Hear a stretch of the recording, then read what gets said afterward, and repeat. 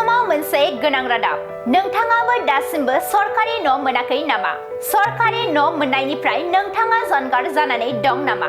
जुदि नोंथाङा दासिमबो सरकारि न' मोनाखै अब्ला नैबे रादाबा नोंथांनि थाखाय सरकारि न'खौ माबोरै मोननो हागोन आरो बेनि थाखाय मा खालामनांगौ नैबे रादाबनि गेजेरजों आबुं बाथ्राखौ मिथिनानै लादो। सरकारि न' लानो नोंथांमोननि थाखाय गोरलै खाबु दं।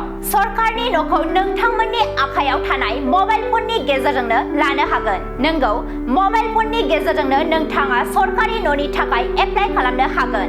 बेनि थाखाय नोंथांमोनहा रावनिबो खाथियाव थांनायनि गोनांथि गैला आरो गोबां रां खरसा खालामनांगौनि गोनांथि गैला। आखायाव थानाय मबाइल फनजोंनो एप्लाइ खालामनो हागोन। नंगौ, AwaasPlus 2024 एपखौ मबाइलाव डाउनल'ड खालामनानै एप्लाइ खालामनो हागोन सरकारि न'नि थाखाय। बे एपखौ नोंथांमोना प्ले स्ट'रनिफ्राय डाउनल'ड खालामनानै लानो हागोन। जाय बिथांमोनहा दासिमबो सरकारनिफ्राय न' मोनाखै बे खेबाव एप्लाइ खालामनो हागोन। मख'नो गोनांदि आथिखालाव सरकारि न'नि थाखाय सार्भे खालामनाय सोलिगासिनो दं। जुदि नोंथाङा सरकारि न' मोनाखैबा थाबैनो सेल्फ सार्भे खालामदो। AwaasPlus 2024 एपनि गेजेरजों नोंथांमोना थाबैनो सेल्फ सार्भे खालामदो।